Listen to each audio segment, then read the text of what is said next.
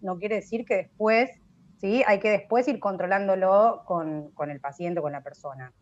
Entonces, si vos estás comiendo casi 4.000 o sea, vamos a basarnos en esas 4.000 que estás consumiendo, Sí. porque si en realidad tu objetivo es subir de peso y tuviste 2 meses para poder subir 2 kilos, habría que ver bien ahí en el plan que estás comiendo.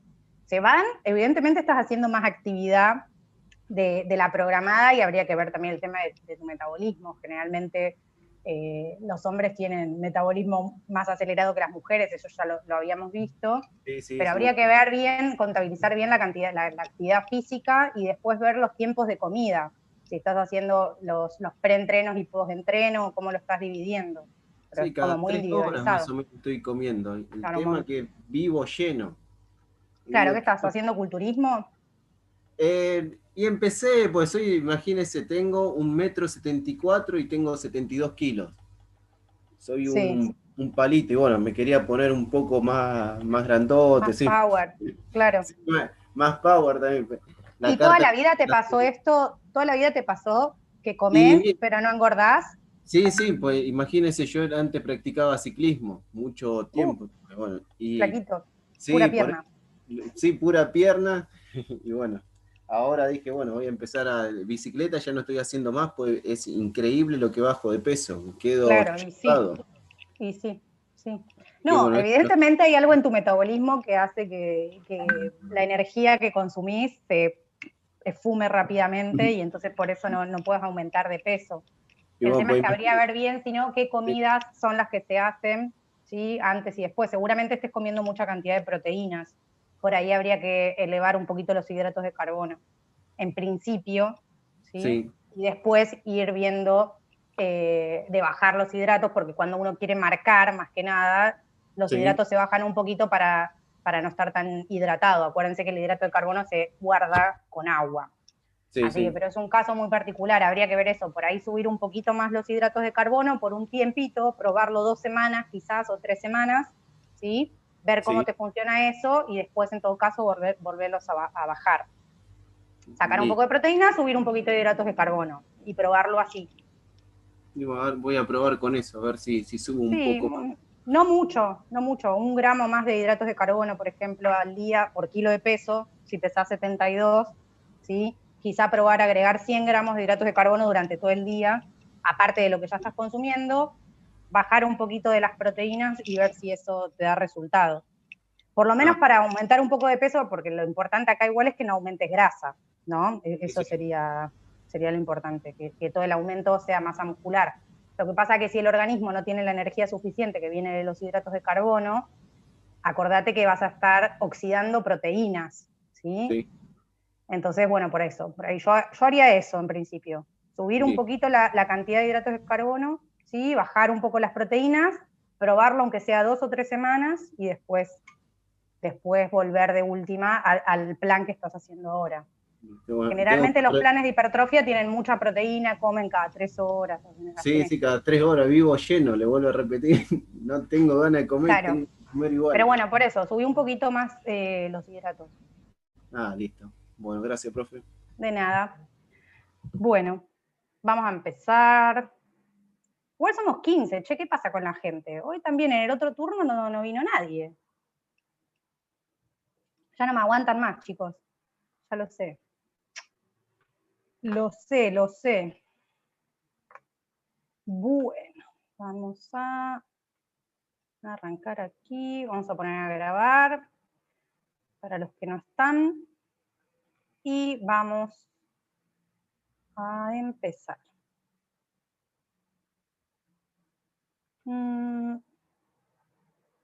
Ok, bueno, el que no sale quedará la clase grabada.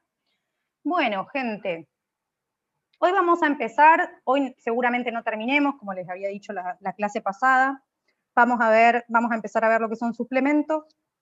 La clase que viene terminamos con suplementos y hacemos un repaso de lo que va a entrar en el examen. Sí, estamos bien. Entonces, fíjense que igual yo en vez de poner suplementos, lo primero que pongo acá es este nombre que se llama ayudas ergogénicas. Los suplementos nutricionales son parte de las ayudas ergogénicas, pero veamos un poco de dónde viene esta palabra y a qué hace referencia. Ergogenia es una palabra que viene del griego y la separamos en dos. Por un lado tenemos la palabra ergos, que significa trabajo, y por el otro lado tenemos genan, ¿sí? Que sería esta parte, genia, que significa generar. Entonces esto sería generar trabajo. Entonces la definición de ayuda ergogénica es cualquier maniobra o método, ¿sí? Y puede ser nutricional, que es lo que vamos a ver nosotros, pero también puede ser físico, mecánico, psicológico, farmacológico, que se realiza con el fin de aumentar, en este caso, ¿sí? El rendimiento deportivo.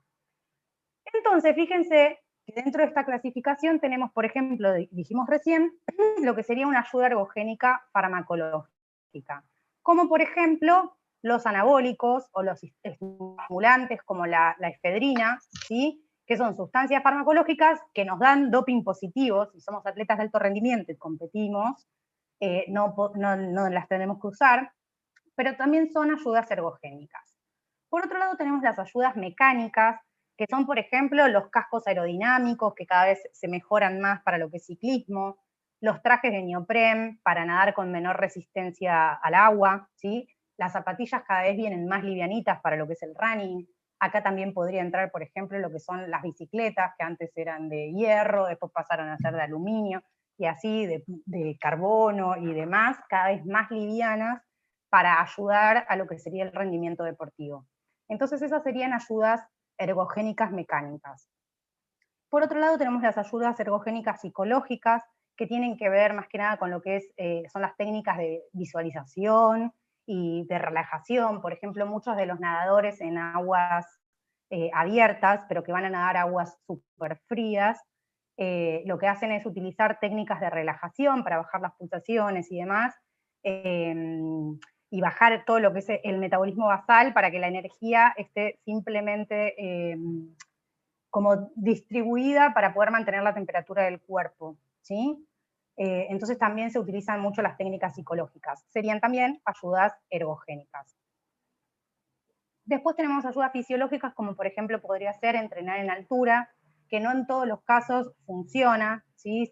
Tengan en cuenta eso. Muchas veces termina siendo contraproducente, pero muchas otras sí sirve como ayuda ergogénica. Acá, por ejemplo, se usó durante mucho tiempo, tenemos el Centro de Alto Rendimiento en Cachi, que está a 2.000 metros de altura sobre el nivel del mar, tienen una pileta de natación, entonces muchas veces se iba a entrenar a Cachi para después competir. Cuando uno compite a cero del nivel del mar, va a tener una ventaja, y entonces ahí sería como una ayuda ergogénica, fisiológica.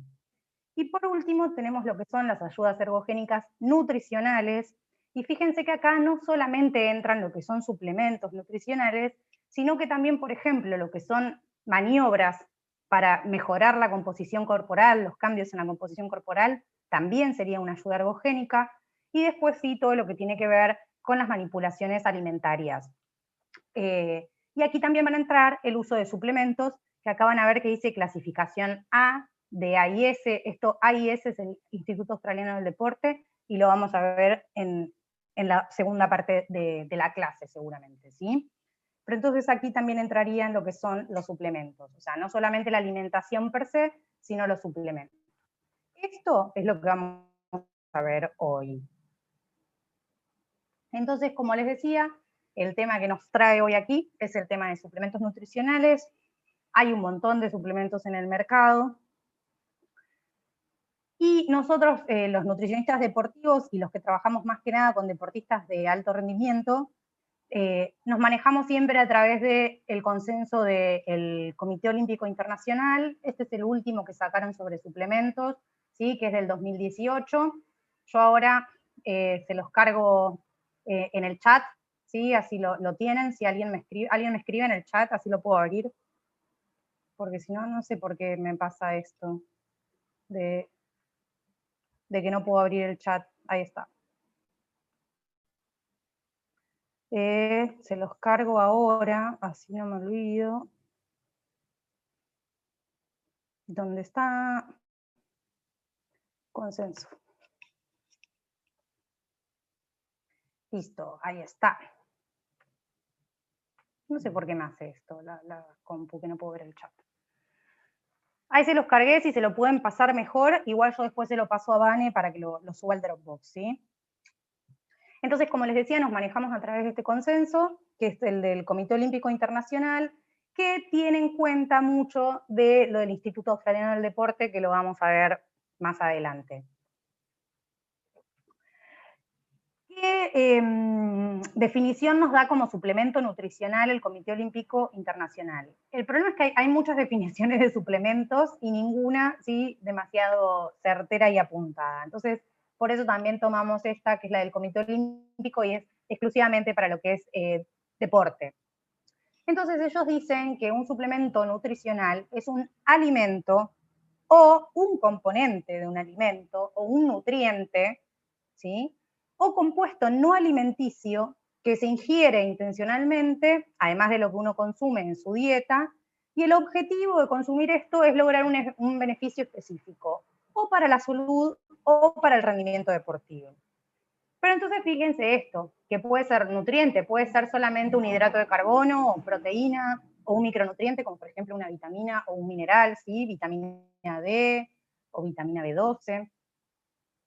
¿Cuál es el principal problema que tenemos todos con el tema de suplementos? En el mundo de los suplementos de nutrición hay mucho mito dando vueltas, o más que mito también, hay mucho anecdotario, ¿sí? Mucha anécdota de a mí me funciona y entonces a vos te va a funcionar, pero por ahí ese suplemento no tiene evidencia científica.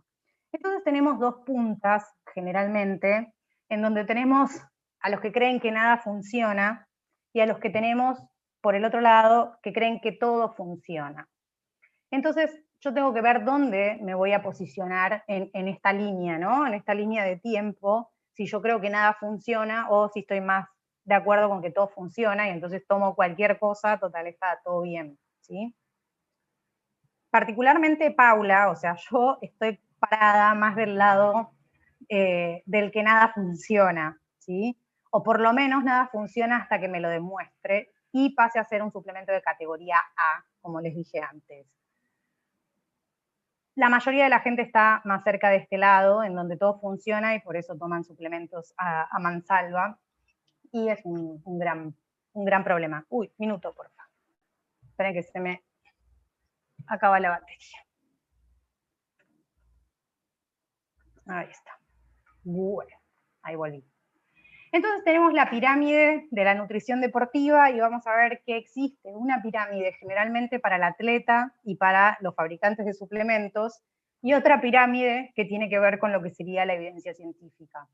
Entonces, la pirámide de los atletas generalmente comienza acá y es por voy a tu consulta, quiero tomar un suplemento porque estoy cansado, porque lo que fuere, pero entonces el problema está en que yo no estoy tomando un suplemento, por favor dame un suplemento para tomar. Después sigue la nutrición específica en deporte y por último si tiene un plan de alimentación balanceado o no. La pirámide que está enfocada en lo que es evidencia científica claramente va a empezar por este lado y es el de ¿estás haciendo un plan de alimentación balanceado?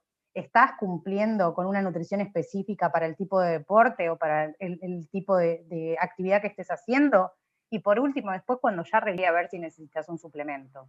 Entonces fíjense que generalmente estamos en contramano y a mí me pasa mucho, por ejemplo, con los adolescentes que juegan al rugby y vienen a consultorio, lo que quieren es aumentar masa muscular y porque fulano toma whey, ellos quieren tomar whey también. Entonces, si yo no les doy whey protein, seguro soy una mala nutricionista o lo que sea, ¿sí? Entonces, depende del mundillo en donde esa persona se mueva, ¿sí? Va a ser el suplemento que quiera tomar. Entonces, por ejemplo, en rugby, desde muy chiquitos quieren empezar a tomar whey y en realidad ahí lo que tenemos que evaluar es, sobre todo, que esto esté bien realizado, si queremos estas dos bien realizadas, y empezar a hacer educación acá para después usar la menor cantidad de suplementos posibles teniendo el mismo rendimiento deportivo, ¿sí?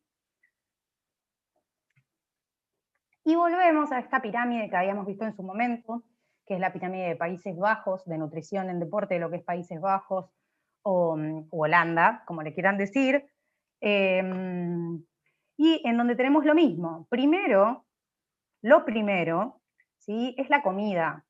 Después voy a ir a ver qué comida específica, por ejemplo, para un pre o un post-entrenamiento, o para un inter, si es alguien que hace un deporte de resistencia, por ejemplo. Y por último, recién y muy chiquitito, me voy a fijar si esa persona necesita suplementos o no, ¿sí? Pero entonces siempre la base va a estar acá. Si la persona no hace bien esto, por más que se tome todo esto, muy probablemente no puede aumentar su rendimiento deportivo, ¿sí? Entonces primero corrijo acá, después corrijo acá y por último me fijo si hay necesidad o no de tomar un suplemento deportivo. Entonces lo que tenemos que evaluar siempre es esto del contexto del deportista. Entonces por un lado voy a evaluar lo que sería la alimentación de ese deportista hoy, ¿sí? Y la hidratación, y también está teniendo en cuenta la recuperación y, por ejemplo, las comidas post-entreno, está durmiendo lo que tiene que dormir y demás. Después voy a ver el tema de la periodización, cuándo está haciendo esas comidas, si hace solamente 2 comidas en el día, si hace 4, si no hace una comida post-entreno o lo que fuere. Todo esto va a ser lo que tiene que ver con el rendimiento del deportista. Y por último, ¿sí? Recién ahí voy a ver el tema de la suplementación. Y todo esto está bien, bueno, entonces ahí podemos mirar este tema y ver de qué otra forma más podemos agregar algún tipo de suplemento que pueda llegar a colaborar con tu rendimiento deportivo. El COI hace siempre diferentes encuestas a los atletas sobre el uso de suplementos, y ellos en suplementos claramente varía mucho en los diferentes deportes y actividades. Hay deportes en los que se consume mayor cantidad de suplementos que otros, pero también aumenta el consumo de suplementos cuanto mayor es el nivel de entrenamiento y el rendimiento que necesita. O sea, cuanto más de élite es, mayor consumo de suplementos hay. Es lo que encontraron, ¿sí?, en las encuestas del COI. También el uso de suplementos aumenta con la edad. Por otro lado, los hombres consumen mayor cantidad de suplementos que las mujeres. Y está fuertemente influenciado, y esto es súper así, por las normas culturales, ¿sí?, de cada deporte y que percibe cada deportista. Y esto no es solamente para el deportista elite, sino que también va para el deportista recreacional, que seguramente es el que nos venga a ver a nosotros, ¿sí?, tanto a ustedes como a mí, para que lo ayudemos. Entonces, no es solamente del deportista de elite, sino que también del recreacional. Hay que tenerlo en cuenta.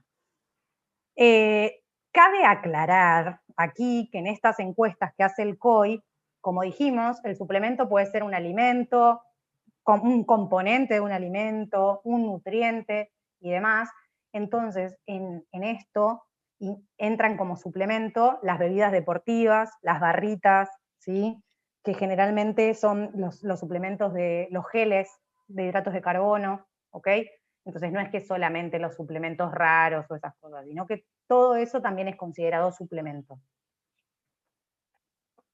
¿Cuáles son las razones que ellos encontraron en estos estudios por las que los atletas generalmente toman suplementos? Claramente todos para aumentar el rendimiento deportivo, ¿sí?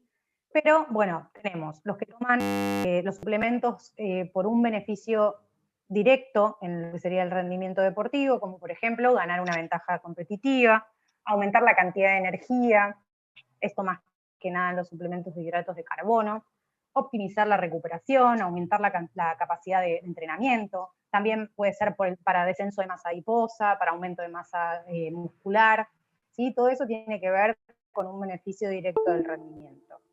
Por otro lado, los toman por un beneficio para la salud, como por ejemplo cuando hay una deficiencia de hierro o de X vitamina, ¿sí? Entonces se va a tomar ese suplemento para corregir la deficiencia de ese nutriente. También se toman suplementos en cuanto al beneficio de la salud, como por ejemplo, creo que la melatonina, no me acuerdo, para dormir, que la realidad es que no tiene evidencia científica, está en categoría C, ahora lo vamos a ver. Entonces también los toman para mejorar la calidad de sueño, para evitar lesiones, para optimizar lo que es nutrición.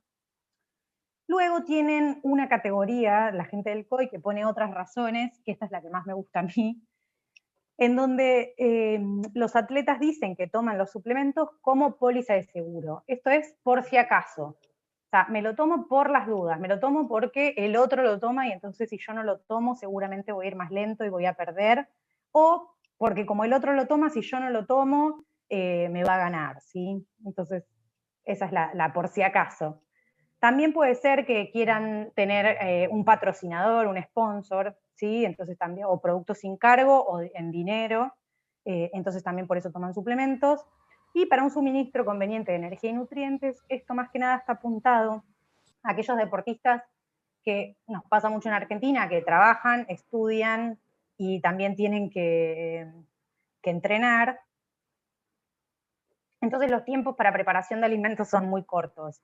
Entonces alguna comida la reemplazan, por ejemplo, con maltodextrina y un whey, o con un gainer, o esas cosas, que no es lo adecuado, pero bueno, muchas veces lo utilizan más que nada por eso.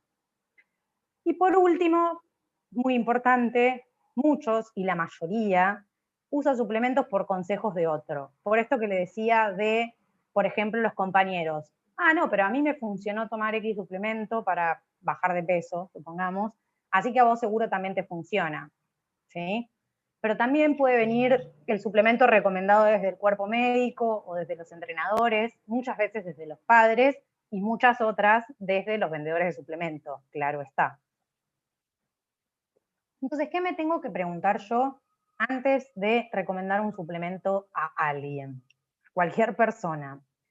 ¿Realmente existe una justificación científica esto para un posible efecto beneficioso en lo que sería la salud o el rendimiento? ¿Ese suplemento realmente está demostrado que hace lo que dice que hace? Entonces, esa es la primera pregunta. La segunda pregunta que me tengo que hacer es ver si ese suplemento puede llegar a tener un efecto adverso en la salud o el rendimiento del atleta. Por ejemplo, si hay algún componente al que el atleta sea alérgico, supongamos, ¿sí? Entonces tengo que tener esos determinados cuidados. Por otro lado, y la pregunta, una de las más importantes que me tengo que hacer, es, ¿realmente necesita el suplemento? ¿Está haciendo bien el plan de alimentación que tiene que hacer? ¿Está consumiendo la cantidad de calorías que tiene que consumir? ¿Consume la cantidad de hidratos de carbono que tiene que consumir? ¿Llega a cubrir el total de proteínas? ¿Se pasa de proteínas y por eso no llega a hidratos de carbono? O sea, tengo 1.000.000 de preguntas acá para hacerme, ¿sí? Entre ellas también, ¿está entrenando como debe entrenar y igualmente no llega a cumplir su objetivo? ¿Habría que hacer un cambio en el entrenamiento o no? Claramente yo nutricionista en eso no me voy a meter, pero me lo tengo que preguntar, tengo que hablar con los profes, ¿sí? Y por otro lado, también me tengo que preguntar si está durmiendo lo que tiene que dormir, descansa lo que tiene que descansar, se recupera entre sesiones de entrenamiento o sale a bailar a, ¿cómo se llamaba el boliche este que iban todos los futbolistas en su momento? Esperanto era. Bueno, no sé. O sale de gira, ¿sí? Todo eso me lo tengo que preguntar antes de ver si yo le doy un suplemento o no. Porque por más que entonces haga todo eso mal, si yo le doy un suplemento, el suplemento que sé seguro que no va a cumplir su función, no lo va a poder ayudar a mejorar. Y la última pregunta que me tengo que hacer, pero no por eso menos importante, y es una pregunta a la que no le vamos a poder dar respuesta hasta no sé cuándo, hasta nunca creo, es el tema de si es seguro a largo plazo. Y creo que en algún momento lo hablamos con ustedes, el tema de que, por ejemplo, está esto de los edulcorantes, de que no tengo que consumir este edulcorante porque es cancerígeno, o este sí porque y este no, y después cambian las cosas todo el tiempo.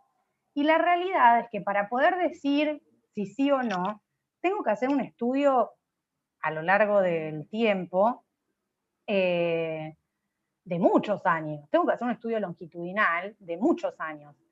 Entonces, ¿cómo yo sé si va a ser a largo plazo, puede llegar a ser contraproducente o no? Y no lo sabemos. La realidad es que el único estudio longitudinal más largo que hay en suplementos es de creatina, ¿sí? Hicieron un estudio durante 5 años, ¿sí? Y durante 5, pero es el único que hay. Y suplementos hay 10 millones. Entonces, bueno, ese es un tema también a tener en cuenta. El Comité Olímpico saca esta guía de preguntas, que es bastante larga, para ver si recomiendo o no tomar un suplemento. Fíjense que lo primero que pregunta es si hay suficiente comida. O sea, ¿está la cantidad suficiente de nutrientes que tiene que consumir? ¿Sí o no? Lo primero que tengo que responder es eso, ¿sí? Sí, bueno, entonces no lo usamos, o sea, si no hay la cantidad suficiente. Después tengo que ver si es mayor de edad, no recomienden suplementos en menores de edad nunca, ¿sí? O en chicos que todavía no terminaron de tener su pico máximo de crecimiento y demás, no recomendamos suplementos. Después lo que les decía, su entrenamiento y su alimentación, ¿son adecuados, sí o no? Y ahí seguimos. ¿Hay evidencia científica de que se mejora el rendimiento con este suplemento? ¿Sí o no? O sea, ¿es grado A, grado B, grado C? ¿Sí? ¿Es seguro? ¿Se conoce si hay efectos adversos o no? Por ejemplo, hay muchos suplementos que como efecto adverso causan malestar gastrointestinal. Hay gente que no le hace nada y hay gente que termina descompuesta mal.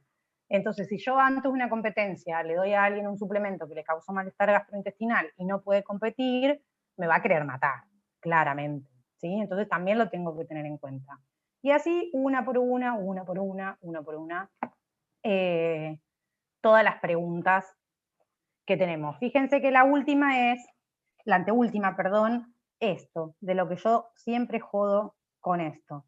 ¿Lo probó en entrenamientos y competencias menos importante?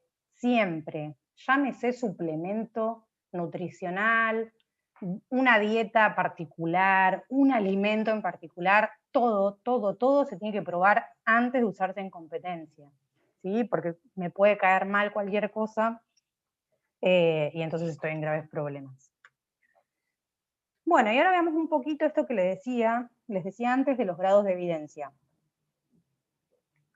Hay 3 grados de evidencia, no solo para los suplementos, sino para todo lo que es estudios científicos, ¿sí? El top, digamos que son todos los suplementos que se van a encontrar dentro de lo que sería grado A de evidencia científica. Y se encuentran acá porque quiere decir que hubo muchos ensayos clínicos que se hicieron metodológicamente bien, ¿sí? Hay metaanálisis o hay revisiones sistemáticas de lo que se quiso estudiar. Por ejemplo, de suplemento, no sé, llámese creatina, por ejemplo, ¿ok? Entonces, todo lo que tenga numerosos ensayos clínicos que estén bien realizados estadísticamente, que tengan metaanálisis y revisiones, van a estar dentro de lo que sería el grado más alto de evidencia científica, que es el grado A. Por otro lado, tenemos el grado B, en donde generalmente hay un solo ensayo clínico, o quizás algunos más, ¿sí? Pero que no tienen una metodología estadística correcta, ¿sí? O por ejemplo no son estudios que fueron aleatorizados. Entonces, todos esos estudios estarían dentro de lo que es categoría B, grado B. Y por último tenemos la evidencia científica de grado C, que en realidad más que nada tiene que ver con consenso de opinión de expertos, ¿sí? O pequeños estudios, y más que nada se proponen recomendaciones y esas cosas. Por ejemplo, yo les hablé hoy, es lo que les pasé antes, les pasé un consenso, ¿sí? Del Comité Olímpico Internacional. Pero ¿qué pasa? Ese consenso lo que hace es una revisión, ¿sí? De diferentes ensayos clínicos aleatorizados y metaanálisis, y de acuerdo a eso llegan a diferentes conclusiones y se escribe ese consenso. No es un consenso de opinión, ¿sí? Como esto. Es una revisión sistemática de diferentes estudios para llegar a las conclusiones que llegan y darnos algunas recomendaciones de los suplementos que sí podrían aumentar el rendimiento. ¿Ok? Entonces, fíjense, lo tenemos acá como si fuese una pirámide. Y fíjense que tenemos metaanálisis, revisiones y todo lo que es ensayos clínicos, van a estar dentro de lo que es categoría A. Después tenemos estudios de cortes, estudios de caso y estudios transversales, que esto va a estar todo dentro de categoría B. Y por último, casos prácticos, ideas, opiniones, alguna anécdota, editoriales y demás, que eso no es un estudio científico, ¿sí? Por lo tanto va a estar dentro de categoría C. Es más que nada una opinión. O una hipótesis, por ejemplo, ¿sí? Ideas. Yo tengo la hipótesis de que tal suplemento hace tal cosa, pero nunca hago un estudio, ¿sí? Entonces eso no quiere decir que sea científicamente avalado.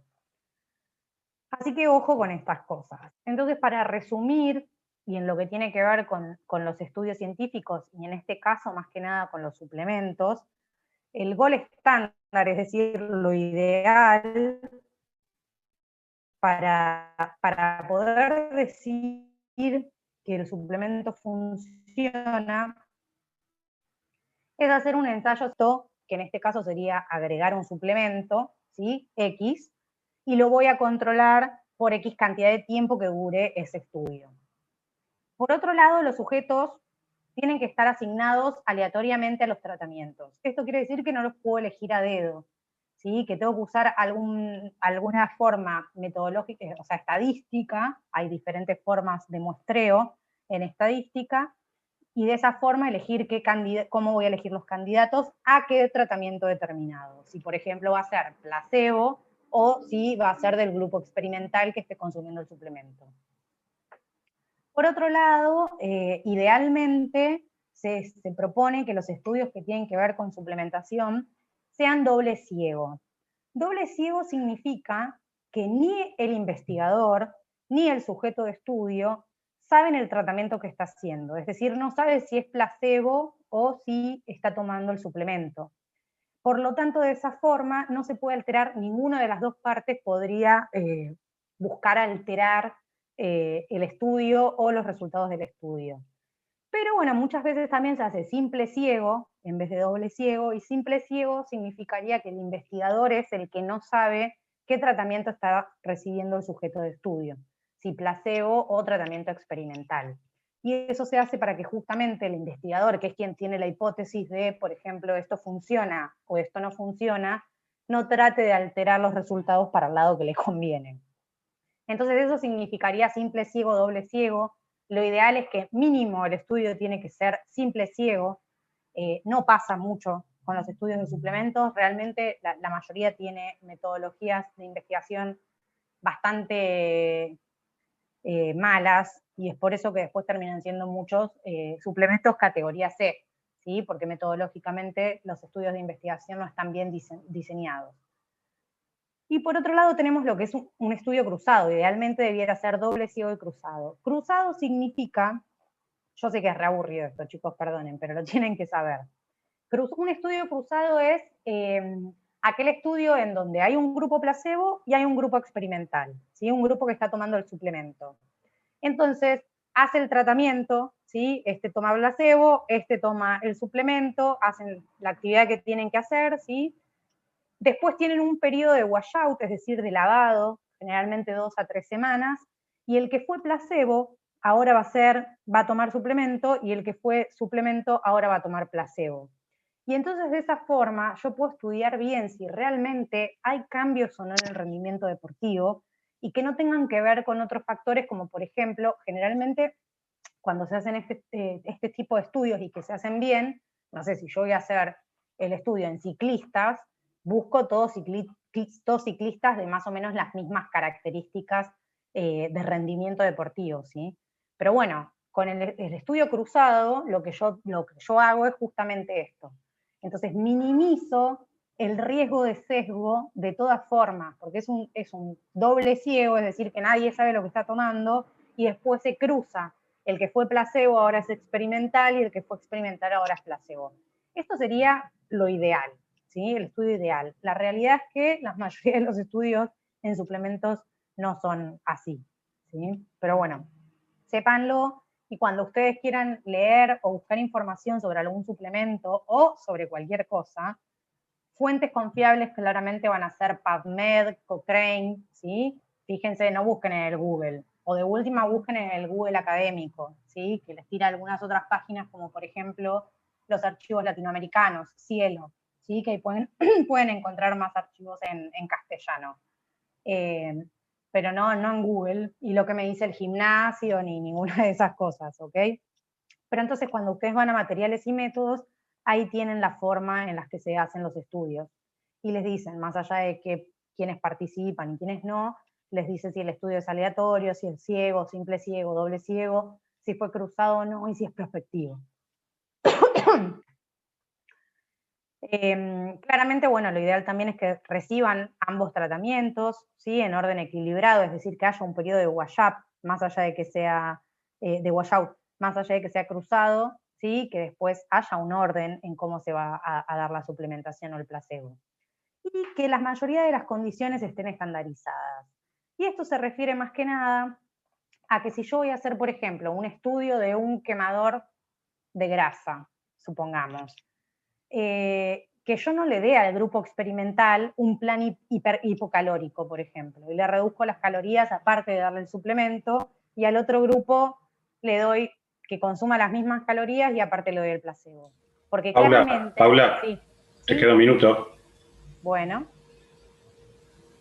porque claramente lo que va a pasar ahí, termino con esta idea, es que si yo aparte de darle el suplemento le reduzco las calorías, claramente que va a bajar de peso. Entonces este estudio metodológicamente es incoherente, ¿sí? Entonces esas cosas se tienen que fijar cuando leen materiales y métodos en un estudio. Creatina, Miriam, ¿qué pasó? La vamos a ver más adelante, la creatina. Bueno, nos vemos en el enlace que viene entonces, ya que me echan.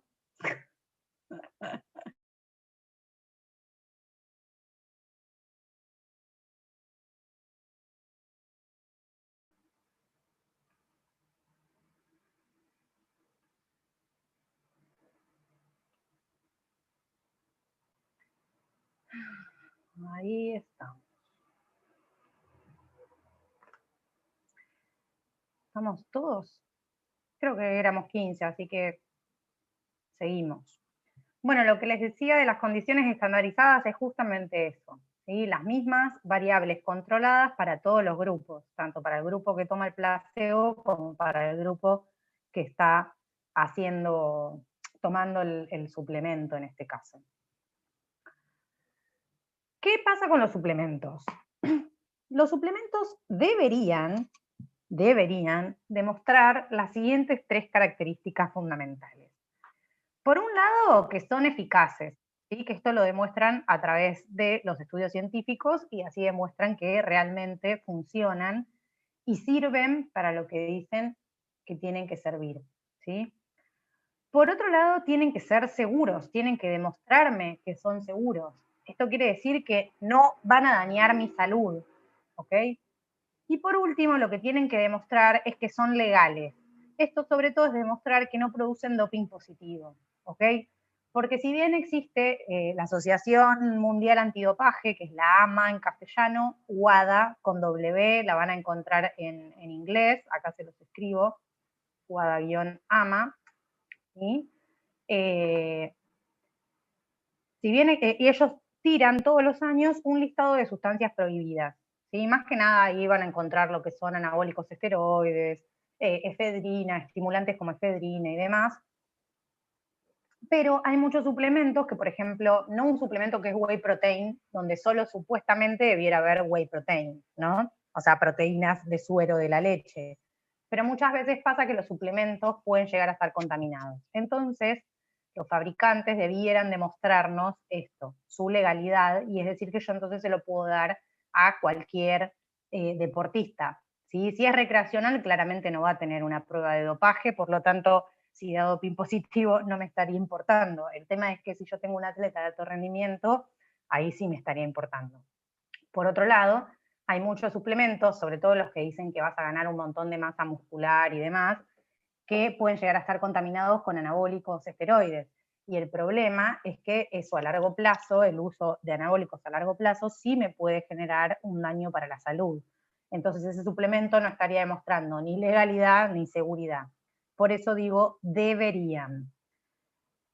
¿Qué pasa y por qué es esto del deberían, pero, y acá tenemos el pero, es que, por ejemplo, en Argentina, los suplementos sí los controla lo que sería la ANMAT. Esperen que ahí venimos. Y la regulación en general no es demasiado clara, ¿sí? Generalmente, como los regulan MAT, y los regulan MAT no desde el lado de medicamentos, sino desde el lado como si fuesen alimentos. Entonces, los laboratorios nacionales tienen que presentar tienen que tener, y ustedes lo pueden leer en el rótulo, ¿sí?, del suplemento, tienen que tener Registro Nacional de Establecimiento y Registro Nacional de Producto Alimentario, ¿sí?, como si fuese un alimento, no como si fuese un medicamento.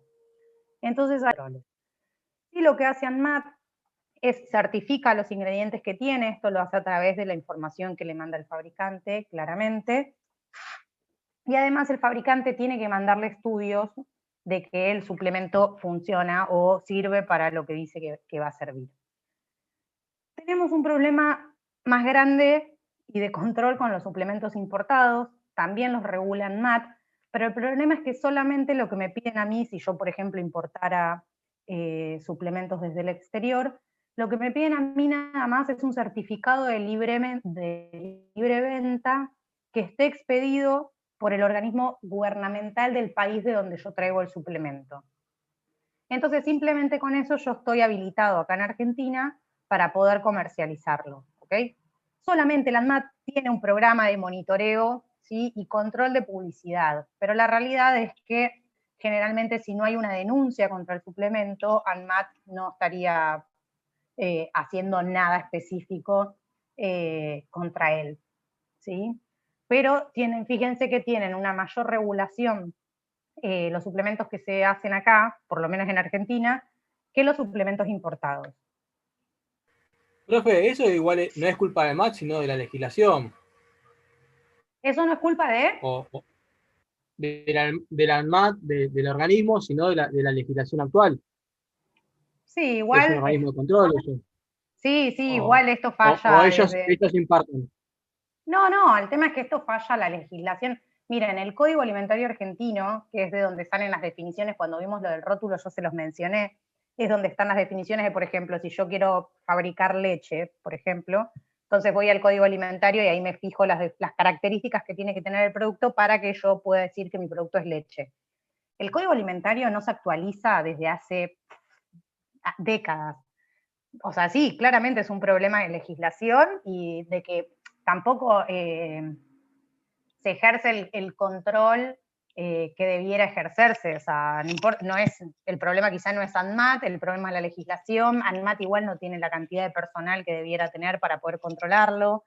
De hecho, había una página, por ejemplo, durante mucho tiempo el Estanosolol, que sí es un medicamento, no es un medicamento de venta libre, es un anabólico, se vendía durante mucho tiempo en Mercado Libre, vos ponías estaño y te aparecía Estanosolol, y entonces vos podías comprar estano como si fuesen chupaletas. Y la ANMAT, en realidad, si uno no denuncia, la ANMAT generalmente no es que tiene a alguien que está controlando a ver si en Mercado Libre se vende estano, o si hay una página que era de anabólicos.com y también podías conseguir cualquier tipo de droga anabólica por ahí, sin necesidad de receta ni nada.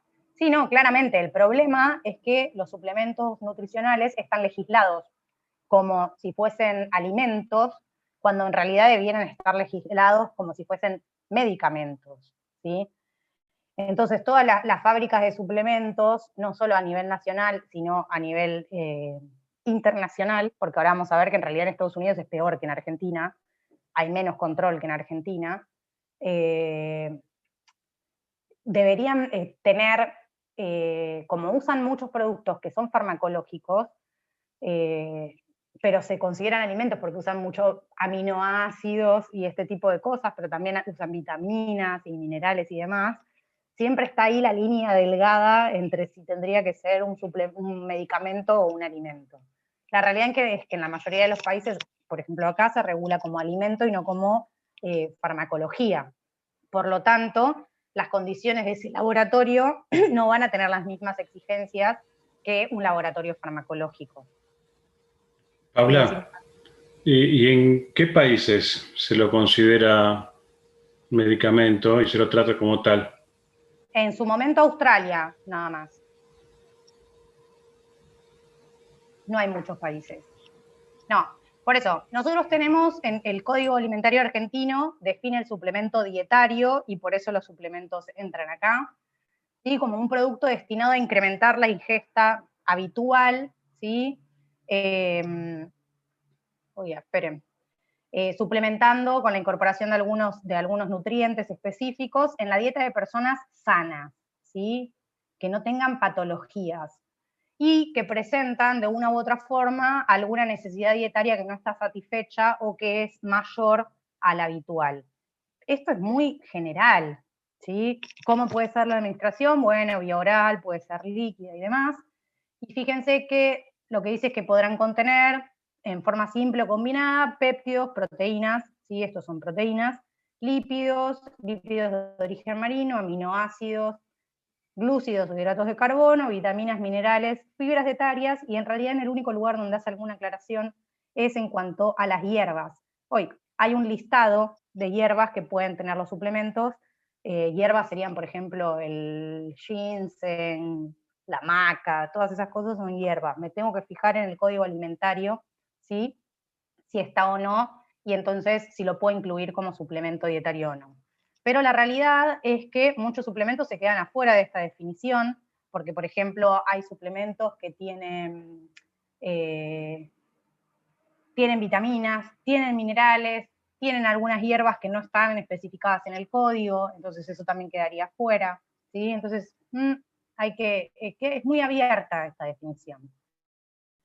No se incluyen específicamente lo que son suplementos para deportistas, y por lo tanto tampoco hay regulación en ellos.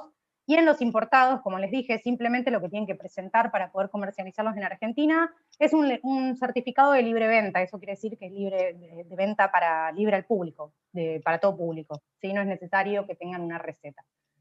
Entonces es como queda bastante abierto esto. Desde el año 94, y yo siempre pongo este ejemplo de Estados Unidos porque la mayoría de la gente y la mayoría de los laboratorios de los importados que consumimos acá son yanquis, y se piensan que como viene de Estados Unidos el suplemento va a ser mejor o demás. A mí me pasa mucho, por ejemplo, con los chicos de racquetball. La realidad es que la mayoría de los torneos de racquetball se hacen en Estados Unidos, ¿sí? Acá prácticamente es un deporte que no se practica demasiado. Como se hacen en Estados Unidos, viajan todo el tiempo, entonces la mayoría de los suplementos los compran allá. He logrado a través del entrenador que los suplementos que toman, los pocos que al menos yo considero que, no es que considero que los deban tomar, no tendrían que tomar ninguno porque están todos bien, pero bueno, las chicas quieren tomar whey, por ejemplo, y demás, y al final logré que consuman suplementos que hacen acá a nivel nacional, de gente que yo conozco las fábricas, y que sé con qué materias primas trabajan, y que sé que son gente seria, y no van a ser productos contaminados, antes que los compren en Estados Unidos y compren cualquiera porque les gustó más el envase, por ejemplo, y porque es más llamativo, va a ser mejor. Es todo un tema. Sí. Una consulta. Independientemente, digamos, de esto que decís, que alimentándose bien y descansando bien, entrenando bien, no se necesitaría ningún suplemento, tampoco es que son dañinos. Bueno, también no hay muchos estudios, como decías. No, claro, y algunos sí. Por ejemplo, los aminoácidos ramificados en realidad ya están empezando a hacer estudios al revés. Encontraron que hay una disfunción endotelial a partir de un estudio que se hizo en clínica, en realidad, en ratas, y ahora empezaron a ver si eso podría llegar a ser contraproducente en humanos, porque en ratas sí causa un problema a nivel endotelial. Entonces, ojo, porque encima la mayoría de la gente toma aminoácidos ramificados, por lo menos de los que yo conozco, cada vez que vienen a mi consultorio toman whey y aminoácidos ramificados. Entonces, ¿Cómo es el aminoácidos ramificado? Los BCAA. Seguramente los veas así. Ahora los vamos a ver más adelante. Okay. Están en categoría B de grado científico, pero encima ahora empezaron a ver estudios que... Pero bueno, como les decía, o sea, hay que hacer muchos estudios, y además la mayoría de los laboratorios o los fabricantes quieren hacer estudios para demostrarte que sirven, no que no sirven o que te hacen mal. Entonces, la realidad es que lo que decís no es tan cierto, porque no necesariamente es que me pueden llegar a hacer mal. No está demostrado lo contrario. ¿Sí? Bueno, entonces les traía esto de Estados Unidos por eso, más que nada por la creencia de que, como viene del mundo del más allá, de allá arriba, va a ser mejor. La realidad es que en el 94 el Congreso de Estados Unidos sancionó esta ley, que se llama Ley de Salud y Educación de los Suplementos Nutricionales, en las que dice que los suplementos que no pretendan diagnosticar, prevenir o curar alguna enfermedad, es decir, los suplementos nutricionales y todo lo que se usa para mejorar el rendimiento deportivo, no van a estar sujetos a regulación por FDA, ¿sí? Que es Food and Drug Administration. Solamente se van a regular en formas como si fueran alimentos, sin ninguna norma estricta de cualquier producto farmacéutico. Hasta acá todo genial, porque en realidad es lo mismo que nos pasa a nosotros. Los regulan MAT, ¿sí? Pero acá les piden al menos, como se van a regular como alimentos, les piden que tengan un registro de producto, un registro de establecimiento. Fíjense que allá la FDA no les va a pedir nada. ¿Cuáles son los puntos sobresalientes de esta ley que quedó desde 1994 y sigue vigente al día de hoy? En la ley dice que los fabricantes no necesitan demostrar los supuestos beneficios que dicen que el producto logra. Es decir, que si a mí yo quiero poner en mi producto que aumenta la masa muscular y adentro le pongo talco, yo no tengo que demostrar que lo que estoy vendiendo realmente funciona, ¿sí? Y eso está avalado por la ley en Estados Unidos. Por otro lado, los fabricantes de suplementos dietéticos son los responsables de garantizar la inocuidad, ¿sí? Y la autenticidad y demás. Y no necesitan presentar datos a la FDA que demuestran la inocuidad. Es decir, no necesitan demostrar que realmente funcionan y no necesitan demostrar que son inocuos. Inocuos quiere decir que no me hace daño a la salud, ¿sí? Entonces, y con esto la FDA hace así y te dice, vende lo que tengas ganas de vender, si hay un juicio por algo, el juicio te tenés que hacer cargo vos como fabricante. Pero si vos adentro ponés veneno para ratas, a mí no me importa y no lo voy a regular, o sea, no le tienen que pasar listado de ingredientes, nada, ¿sí? Les dejan hacer hasta 3 afirmaciones, fíjense acá, ¿sí? Con respecto a lo que sería salud, estructura, función o el contenido nutritivo. Es decir, que yo puedo poner, aumenta la masa muscular, te ayuda a disminuir la masa grasa y aumentás el consumo máximo de oxígeno. Hice 3 afirmaciones, pero no importa si no las cumplís y si no es inocuo. Total, yo FDA me abro de gambas. Es decir, que cualquiera puede vender cualquier cosa. Se pueden poner a fabricar suplementos en el garage de su casa, ¿sí? Y está todo bien. Y el rotulado no tiene requisitos. Acá, los productos, como se manejan los de laboratorios nacionales, como se manejan a través de ANMAT y como si fuesen medicamentos, mínimamente tienen que tener lo del rotulado obligatorio, ¿sí? Del rotulado obligatorio, ¿se acuerdan que tenía que tener hidratos de carbono, proteínas, grasas, sodio, ¿sí? Entonces esas cosas mínimamente tienen que estar puestas y no pueden hacer tales afirmaciones como acá. Así que en Estados Unidos realmente se controla bastante menos que aquí y eso es un gran problema. Entonces, como conclusión de esto de la regulación, podemos decir que falta evaluación rigurosa por parte de los gobiernos, ¿sí? En Estados Unidos ni se hacen cargo, acá, bueno, más o menos. Se confía prácticamente todo lo que es el control de calidad al que fabrica el suplemento. Se espera que los fabricantes o los productores no promocionen beneficios para la salud o el rendimiento deportivo que no estén demostrados, pero eso se espera, pero nadie lo va a regular. Y el tema principal que tenemos es que la mayoría de los que consumen los suplementos no tienen idea de que esto es así, de que no hay una regulación. Entonces, generalmente la gente los consume pensando esto de que si total lo tomo y no me hace nada, bueno, tampoco me va a hacer daño, porque alguien lo regula. O sea, tengo a la FDA o tengo a la ANMAT o tengo a alguien que lo regula, ¿sí? Y la realidad es que esto no es así. Pero bueno, vayan mañana al gimnasio si quieren y pregunten cuántos saben que los suplementos no tienen regulación. Ahora, Paula, consultita. Sí. Si bien no regulan nada, pero cuando hay torneos y competencias, no hay un equipo que está atrás de eso regulando a ver si... Sí, si pero solamente para los deportes y las federaciones que se rijan bajo las normas de la WADA-AMA, como les puse ahí, que es la Asociación Mundial Antidopaje.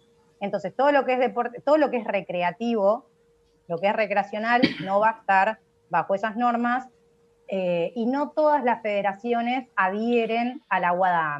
A ver, después, todo lo que es deportes olímpicos, lo que es FIFA, lo que es panamericanos, Juegos Panamericanos y demás, sí, todos esos deportes y todos los deportistas pueden tener una prueba de dopaje, y el tema es que si no o sea, que si tomaron algún suplemento y alguno de esos suplementos estuvo contaminado con alguno de los productos del listado de prohibiciones de la Agencia Mundial Antidoping, van a tener un problema y van a ser sancionados. ¿A quién le pasó eso? A Coria, por ejemplo. Coria, tenista argentino, tomaba Animal Pack de Universal, no estaba tomando otro tipo de suplementos, le hicieron control antidoping y le dio positivo para norandrolona. La norandrolona es un derivado de testosterona, ¿sí? Es un anabólico esteroide. Le dio positivo, 2 años de suspensión de carrera. ¿Qué hizo el tipo? Le hizo juicio al laboratorio fabricante del producto, pero para eso tuvo que gastar un montón, y para comprobar que el laboratorio, o sea, que el producto venía contaminado al laboratorio, él tuvo que mandar a hacer un análisis del suplemento que estaba tomando, pagarlo él, viajar a España. O sea, si tenés la plata está todo bien, si no la tenés no. Sin embargo, se comió, creo que le bajaron la sanción, no tuvo la sanción de 2 años, pero le costó la carrera prácticamente a ese chico en su momento. Está bien, después hizo un arreglo con Universal y creo que arreglaron por algo así como $5 millones, o sea, algo bastante interesante. Pero bueno, es un tema. Muchas veces pasa mucho, por ejemplo, con los pre-workouts y demás. Los fabricantes, las empresas grandes, como por ejemplo C4 fue en su momento, o Blackjack 3D, creo que se llamaba el otro, no me acuerdo cómo se llamaban, se demostró que estaban contaminados con anabólicos, pero prefirieron pagar el juicio y después pagaron el juicio, sacaron la contaminación de su suplemento, dejaron lo que decía la etiqueta, porque también en la etiqueta dice una cosa, pero vos no sabés qué tiene. Y aparte, si se fijan en todos en los productos que son multiingredientes, como por ejemplo esto de los pre-workout, si se fijan tienen cafeína, taurina, betalanina, zaraza, y a lo último de todo dice Maximus Blend, ¿sí? Y una R, que es de marca registrada, que es una mezcla específica de la empresa esa, y te dice más o menos lo que tiene. Entonces, yo en lo que es atletas de alto rendimiento deportivo o que pueden llegar a tener una prueba de doping, son muy, muy pocos. En realidad no recomiendo ningún suplemento.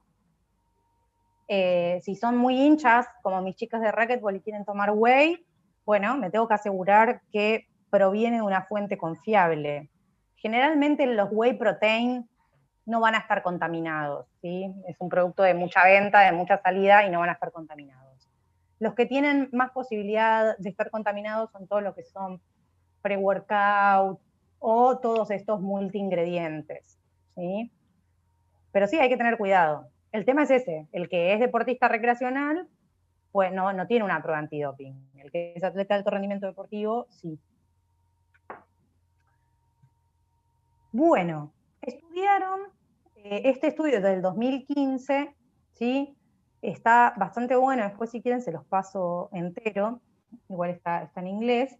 Ellos encontraron que entre el 40 al 100% de todos los atletas a los que entrevistaron consumen algún tipo de suplemento, ¿sí?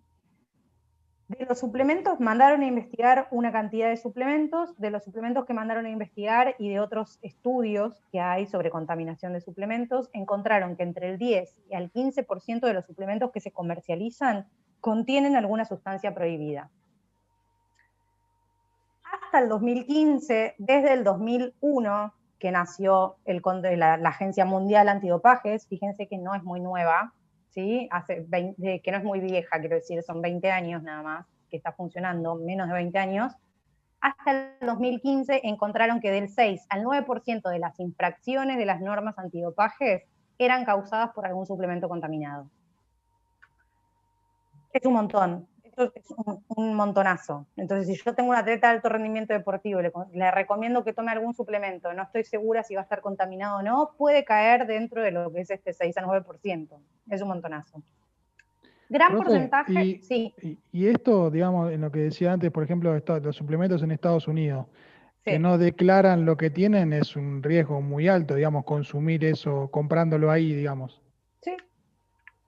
Sí, porque realmente no sabes. Hay suplementos, como les decía, es muy raro que un whey protein esté contaminado. Sí, por ahí lo que hacen con el whey protein es rebajarlo, ¿sí? Entonces te ponen harina, ponele o polvo de cualquier cosa, y el polvo y el whey, o sea, la proteína hidrolizada, el hidrolizado de whey. Eso sí puede llegar a pasar, pero es muy raro que contaminen el suplemento de whey. Lo mismo va a pasar con la creatina, ¿sí? El monohidrato de creatina también es muy difícil que esté contaminado.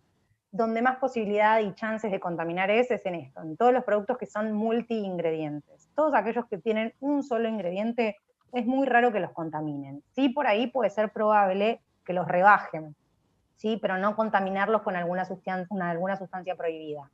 Tienen que fijarse, yo siempre menciono los pre-workouts, porque generalmente son los que tienen estas afirmaciones de, no sé, aumentás la masa muscular en 2 días, te mejora el rendimiento, no te cansás, y son todos así unos mensajes. Ya el whey, por ejemplo, ya no tienen tanto mensaje y tanta cosa, porque ya está recontra demostrado que sirve, ¿sí? Que es un suplemento que sirve. Los suplementos que no sirven son los que generalmente se contaminan y tienen toda esta falacia de que te vas a crecer, te va a crecer el músculo 48 centímetros de bíceps, en brazo flexionado y cosas así. Pero sí, es muy difícil saber. Ahora van a ver, les voy a mostrar algunas empresas que justamente a raíz de todo esto, son empresas que los laboratorios yanquis o los laboratorios afuera pagan para que les certifiquen su producto. Pero bueno, fíjense esto, gran porcentaje también de los suplementos no contiene lo que dice la etiqueta. Entonces, esto que les decía, también pueden poner cualquier cosa. En el 2008 creo que fue un fiscal de Nueva York, salió en el New York Times, un fiscal de Nueva York le hace juicio a cadenas de supermercados grandes, como por ejemplo entre ellas estaba Walmart, que venden suplementos de marca propia, de suplementos como por ejemplo suplemento de ginkgo biloba o de yuyitos y qué sé yo. Pero los mandaron a estudiar y los suplementos tenían algo de ginkgo, por ejemplo, o de ginseng, había algunos que eran de ginseng, pero además, por ejemplo, estaban rebajados con harina de trigo, harina de arroz y otras cosas más. El problema es que encima ese suplemento que tenía harina de trigo para rebajarlo no estaba etiquetado como un producto que tuviese trazas o algo de trigo. Entonces, si yo soy un paciente celíaco, o sea, tengo enfermedad celíaca y consumo ese suplemento, me puede causar un daño. Fíjense qué pavada, porque tiene trigo y a mí no me están informando que ese suplemento tiene trigo. Entonces yo lo consumo de buena fe y de repente me empeora mi enfermedad celíaca porque no me habían avisado que ese producto tenía trigo. Entonces, es un tema importante esto de ver qué tienen las etiquetas, leerlas, ¿sí? Pero también saber que no necesariamente ellos necesitan poner en la etiqueta realmente lo que tienen. Y esto muy importante también es que gran porcentaje de los suplementos que se comercializan, la mayoría, no tienen respaldo científico, ¿sí? En realidad, lo que genera generalmente el marketing, ¿sí? Lo que hace es esto, nos impone una idea de que hay que consumir algo porque mejora X cosa. Si a alguno le funcionó como placebo, porque también es cierto que las cosas como placebo funcionan muchas veces, pero eso no es evidencia científica, eso es una anécdota, eso es me funcionó a mí, no quiere decir que le funcione a todo el mundo, ¿ok? Entonces es un tema muy importante para tener en cuenta. En deportistas recreacionales, si bien no tienen doping, hay que ver este tema de que tampoco está demostrado cuáles son los riesgos a largo plazo de ningún suplemento. Como les dije, el único que tiene un estudio a más largo plazo es la creatina por 5 años, y con dosis de 3 gramos por día. ¿Sí? Y hay mucha gente que toma dosis mucho más grandes que 3 gramos de creatina por día. Entonces, bueno, hay que interiorizarse. Antes de recomendar cualquier cosa, siempre, chicos, interiorizarse y saber que lo que estoy recomendando no va a causar un daño de ninguna manera, ni ahora ni a largo plazo. Como les decía, y a raíz de esto de que muchos suplementos estaban contaminados y que cualquiera en Estados Unidos, por ejemplo, puede hacer suplementos, salieron estas empresas, una es esta, Informed Choice, después tienen esta que es Informed Sport, ahí tienen las páginas, y Labdoor, que lo que hacen es certificar, el laboratorio lleva una muestra de su suplemento y certifica que no está contaminado, ¿sí? Entonces, por ejemplo, para los atletas de alto rendimiento se podría tomar. Lo que pasa es que, no me acuerdo cuál es la página, hay una que solamente certifica el producto, ¿no? Pero hay otras que lo hace por lotes, es decir, que vos cada lote, como fabricante, cada lote que haces, lo tenés que llevar para que te lo certifiquen. ¿Y eso por qué? Porque yo puedo llevar hoy la muestra esta y no está contaminada. Listo, me lo certifican y después resulta que me conviene contaminarlo para que la gente, no sé, gane masa muscular y entonces sea un producto que lo va a querer todo el mundo porque mágicamente aumenta masa muscular. Entonces contamino el resto de los lotes. Entonces, ojo ahí con eso también, ¿sí? Porque certifican que ese producto que llegó al laboratorio no esté contaminado, pero nadie garantiza nada, ¿ok? Aseguro, se lo llevaron preso. Así que, como les digo, en deportistas recreacionales lo más importante es ver el tema de la salud, que el suplemento no afecte a su salud después. Y en atletas de alto rendimiento deportivo y que compiten y pueden tener dopaje, ¿sí? Que sepan, si van a elegir un suplemento, que sepan que el suplemento puede estar contaminado y puede dar positivo en una prueba. ¿Qué problema tenemos en Argentina? La WADA, que es quien se encarga de hacer estos controles, igual hay un organismo a nivel nacional que responde a la WADA, los laboratorios, el laboratorio más cercano que tenemos para mandar a analizar las muestras que se toman en Argentina está en Madrid. Por lo tanto, muy difícilmente los atletas en Argentina tengan alguna vez alguna prueba de doping.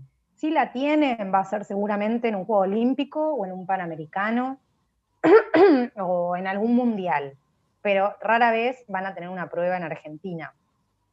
Y lo que es importante que sepan también, si alguno trabaja alguna vez con algún atleta que pueda llegar a, o sea, que le pueden hacer doping, es que el atleta muy pocas veces está informado. Las pruebas generalmente, las que se hacen, siempre se hace análisis de orina, a veces pueden pedir muestra de sangre también. El análisis de orina es, a mí llega el oficial de la WADA, ¿sí? Y el oficial de la WADA se queda conmigo hasta que yo le dé la muestra.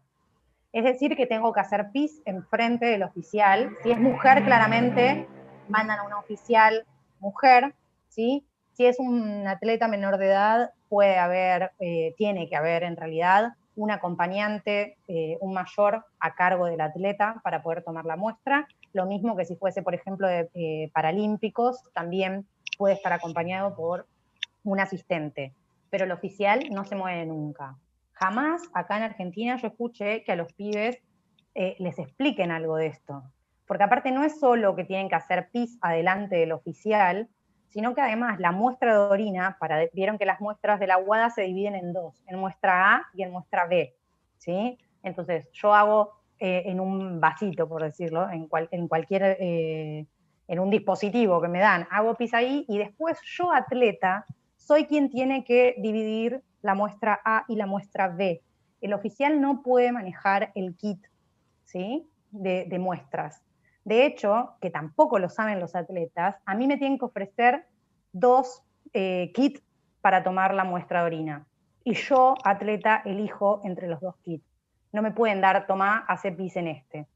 Entonces, yo primero lo que tengo que hacer, atleta, es elijo un kit, lo abro, hago pis, divido muestra A y muestra B, las precinto y recién ahí el oficial de la WADA puede tomar las muestras, puede manipular las muestras.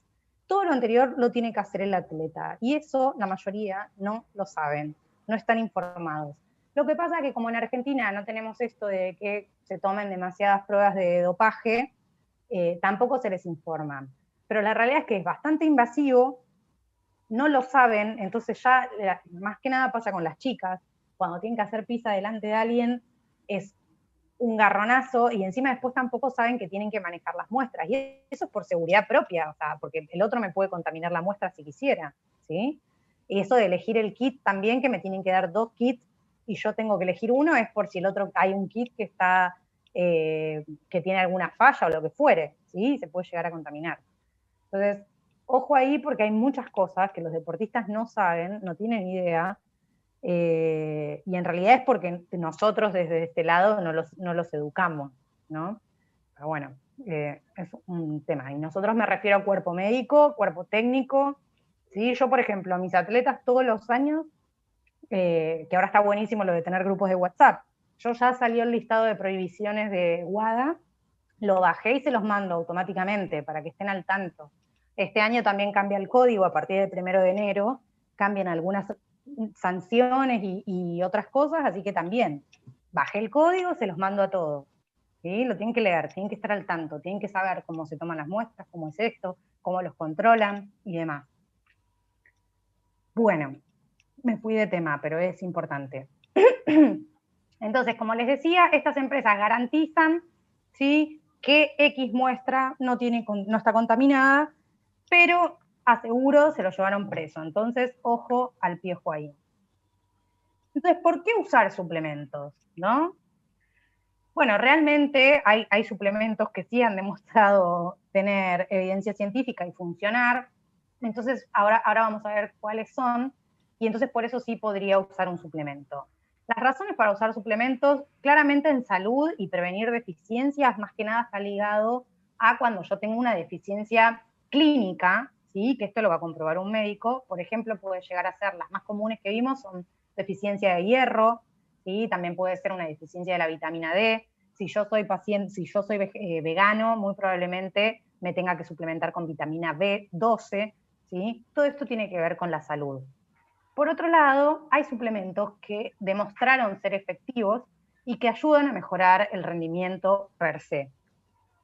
Por otro lado, también hay suplementos que me ayudan a acelerar lo que sería la recuperación. Más que nada esto va a ir ligado de, por ejemplo, si yo hice, no sé, hago deportes de resistencia, tengo una carrera hoy y voy a tener una carrera mañana, bueno, tengo que tener en cuenta consumir la cantidad de hidratos de carbono necesarios, más allá de dormir y demás, ¿sí? Suplementos que me ayudan a aumentar la masa muscular, hacer más efectivo el entrenamiento. Hay algunos suplementos que mejoran la función inmune, ¿sí? Y por otro lado, la rápida recuperación de lo que son las lesiones. Entonces, todas estas son causas posibles por las que yo podría tomar algún tipo de suplemento. ¿Cuáles son las afirmaciones que escuchamos? Generalmente seguro van a ver cuando las empecemos a mencionar, que seguramente escuchamos sobre los distintos tipos de suplementos. Por un lado, suplir faltas en lo que es la alimentación. Ahí va a estar de la mano con todo lo que son suplementos de vitaminas, de minerales, de omega 3, el Ensure, ¿sí? Acá también podría haber un gainer, proteínas también van acá. Por otro lado, tenemos todas aquellas que estimulan el sistema nervioso, ¿sí? El sistema nervioso central, como por ejemplo la cafeína, el ginseng, la maca, que está tan de moda ahora. Ahora no sé si sigue tan de moda, ya demostraron que no sirve demasiado. Suplementos para aumentar la masa muscular, como la creatina, las proteínas, los aminoácidos ramificados, como habíamos visto recién, los gainer, el óxido nítrico también, hierbas como el Tribulus terrestris, no sé si lo escucharon. La mayoría del Tribulus en Estados Unidos está contaminado con anabólicos, se hizo un estudio al respecto y por eso creces en masa muscular, porque está tomando anabólicos, no porque estés tomando Tribulus. Por otro lado, tenemos aquellos suplementos que afirman ayudar a perder masa grasa, como por ejemplo los quemadores. Muchos de ellos tienen carnitina, el picolinato de cromo, la cafeína. Acá también entra la taurina, si quieren, está también aquí. El piruvato también está dentro de los suplementos que afirman ayudar a perder grasa. Y hay un montonazo. Por otro lado, más afirmaciones, proveer combustibles, ¿sí? Y líquidos para aumentar la resistencia, como por ejemplo la maltodextrina. Acuérdense que la malto es un hidrato de carbono. Las bebidas deportivas que tienen hidratos de carbono, geles, barras, gomitas. Recuperarse más rápidamente de entrenamientos o partidos. Puede usar combinación de hidratos de carbono, proteínas, aminoácidos, vitaminas, creatina. ¿Sí? Estas son afirmaciones que hace la gente sobre suplementos. No quiere decir que esto sea así. Ojo. Ahora lo vamos a ver. Después tenemos los antioxidantes, que ya estuvimos viendo que los antioxidantes no están recomendados, porque cumplen la función contraria, o sea, me anulan mi sistema propio de antioxidante del organismo. Y entonces no está recomendada la suplementación, como por ejemplo vitamina.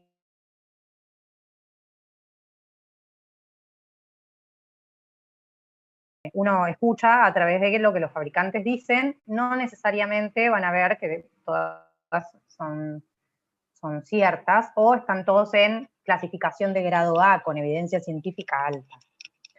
Entonces vamos a seguir por aquí. Fíjense que en antioxidantes tenemos también coenzima Q10 y algunos minerales como selenio y zinc, que eso no lo había llegado a decir. Por otro lado tenemos lo que se considera antifatigantes, por ejemplo, el bicarbonato, la betalanina y el jugo de remolacha, ¿sí? Que aumentan el consumo máximo de oxígeno y funcionan como buffer del lactato. ¿Ok? Hasta acá todo más o menos claro. Sí, sí. Sí, sí. Bueno, veamos entonces un poco el tema de la clasificación de los suplementos. ¿Sí? No hay una clasificación única. Van a ver que vamos a ver varias. Va a haber varias, nosotros vamos a ver algunas nada más. Esperen, ahí está. Entonces, como les decía, no hay una clasificación universal y se manejan varias propuestas. Por ejemplo, una es de acuerdo al uso que se le dé al suplemento. Por otro lado, y que es la que más me gusta a mí, y la que vamos a ver primero, de hecho, es de acuerdo al grado de evidencia científica que tengan esos suplementos. Y esta, van a ver, es la que maneja el Instituto Australiano del Deporte. Después tenemos de acuerdo a su función objetivo, ¿sí? Por ejemplo, no sé, recuperar, entre un recuperador, o algo que prevenga lesiones, o algo, y así, ¿sí? Generalmente se manejan 4 dentro de esa clasificación, que una va a ser el aumento del rendimiento, de la performance, otra va a ser como recuperador, otra va a ser por salud, ¿sí? Lo vamos a ver seguramente la clase que viene, no creo que lleguemos a esta clase. Y por otro lado tenemos la clasificación del Comité Olímpico Internacional, que en realidad va de la mano, ¿sí? De el grado de evidencia científico y lo que recomienda también el Instituto Australiano del Deporte. Este es el que yo les mandé, se lo pudieron descargar. Los vuelvo a cargar acá por las dudas. Que lo tengo bastante a mano. Consenso del COI. Igual después, como les dije, se los mando a Ane para que se los cargue. Se los pongo ahí en el chat. Entonces tenemos también la clase de uso, es muy parecida a de acuerdo a la función objetivo. Vamos a empezar entonces con la clasificación del del Instituto Australiano del Deporte, que ellos clasifican según grado de evidencia científica. ¿Sí? Acá tienen la página, si quieren entrar, también se actualiza, la última actualización que tiene es del 2019, generalmente cada 2 años hacen algún tipo de actualización. Es un instituto muy confiable, igual que el de Canadá o el de Reino Unido, ¿sí? Siempre tienen los mejores investigadores. Es como si fuese el CENAR de Australia, ¿sí? Nada más que con otro presupuesto y esas cosas, ¿sí? Pero ahí viven atletas y hacen muchísimos estudios de investigación científica con atletas olímpicos y demás. La verdad que... Entonces van a ver que tenemos los suplementos del grupo A, que serían los suplementos aprobados para el uso, porque tienen evidencia científica que así lo comprueba. Después vamos a tener suplementos que aún están bajo consideración, que van a ser todos los suplementos del grupo B, el grupo B coincidiría con lo que es el grado B de evidencia científica. Después tenemos el grupo C, que son los suplementos que tienen poquitas pruebas de efectos beneficiosos en cuanto al rendimiento deportivo. Y por último, los grados de evidencia científica son 3, acuérdense, A, B y C. Pero el Instituto Australiano de Deporte pone el grupo D, de dedo, perdón, vivir sobre avenida, pasan estas cosas. El grupo D son los suplementos que no deben ser utilizados por atletas y son todos aquellos que están dentro del grupo de prohibiciones del listado de la WADA, que yo les dije. Generalmente ahí van a ver que son, si entran a la WADA y se bajan el listado, van a ver que tiene que ver con todo lo que son anabólicos, todo lo que son estimulantes como la efedrina, ¿sí? Drogas de abuso también, como por ejemplo cocaína, la marihuana, que también está prohibida y demás. Bueno, entonces ellos directamente todo ese grupo lo ponen aquí en el grupo D, que es el grupo de las sustancias prohibidas. Entonces dentro del grupo A, como les decía, este grupo tiene fuerte evidencia científica, ¿sí? Para uso en situaciones específicas y que realmente tienen un protocolo específico de utilización y que está basado en evidencia. Y acá van a entrar 3 grupos. Por un lado tenemos lo que son los alimentos deportivos, ¿sí? Como por ejemplo las proteínas, las gomitas, las barras, los geles que tienen hidratos de carbono o proteínas, ¿sí? Todo eso entra dentro de lo que son alimentos deportivos. Por otro lado tenemos los suplementos médicos, como vitaminas y minerales, y por último los suplementos para mejorar el rendimiento per se, que sí tienen evidencia científica que los avala. Como por ejemplo en este caso yo puse el whey protein o la creatina, y estarían dentro de este grupo A. Ahora los vamos a ver todos. Entonces, primero, alimentos deportivos, ¿sí? Productos especializados que se utilizan para proporcionar una fuente de nutrientes que sea conveniente y cuando no es práctico consumir alimentos comunes. Por ejemplo, si yo estoy en una carrera, ¿sí? En una maratón, no me voy a comer un plato de fideos mientras voy a una carrera muy larga, lo vimos cuando vimos la clase de hidratos de carbono, entonces lo que se recomienda, por ejemplo, es o consumir gomitas, o consumir geles, o bebida deportiva también, ¿sí? O una bebida con maltodextrina. Entonces entran todo lo que les decía, también electrolitos, acuérdense del sudador profuso, ese que veíamos la foto de que está todo manchado con sal, ¿sí? Tiene manchas blancas en la ropa, entonces los electrolitos también están dentro de esta categoría de alimentos deportivos. Y también las proteínas van a estar acá, ¿sí? Lo que son hidratos de carbono, como por ejemplo la maltodextrina, y también las proteínas. Y después hay algunos suplementos mixtos, como por ejemplo los ganadores de peso, los gainers. Como grupo A, pero en el segundo lugar, tenemos lo que son los suplementos médicos, ¿sí? Acá vamos a encontrar todo lo que son complejos multivitamínicos, y por ejemplo el Centrum. El Centrum en realidad en Argentina no se comercializa más. Ahora, por ejemplo, el más fuerte, digamos, el que le hacía la competencia en su momento, pero que ahora quedó como el más fuerte, es el Supradim, que tiene varias vitaminas y minerales. Pero bueno, también existe el total magnesiano, sí, hay algunos otros suplementos de vitaminas. El hierro, sí, esto lo tiene que diagnosticar un médico a través de un análisis de sangre y es quien puede llegar a suplementarlo, lo mismo que el calcio. Vitamina D, sobre todo en personas que están, acuérdense, en climas extremos, o mucho calor o mucho frío, que tienen inviernos largos y prolongados, donde no hay mucha luz solar, es necesario suplementar con vitamina D. Vitamina B12, por ejemplo, en pacientes veganos, ¿sí? Y probióticos, que en realidad esto cualquiera los puede consumir. No sé, supongamos un Actimel, ¿sí? Estaría consumiendo probióticos. Dijimos que dentro del grupo 3, del grupo A, perdón, tenemos también aquellos suplementos que pueden mejorar el rendimiento deportivo, pero que tienen aval científico y que realmente se comprobó que aumenta el rendimiento. Entonces, aquí tenemos la cafeína, pero no la cafeína para bajar de peso, ¿sí? La cafeína como estimulante del sistema nervioso central, entonces lo vamos a tomar así, ¿no? Para disminuir el peso. También la beta-alanina es un suplemento que antes estaba en la categoría B, es decir, que todavía no tenía la cantidad de estudios científicos necesarios que lo apoyen, pero a partir del 2018 la beta-alanina ya es considerada suplemento de categoría A. Por otro lado, el bicarbonato de sodio, el jugo de remolacha o los nitratos, pero provenientes de fuentes dietéticas, como el jugo de remolacha, ¿sí?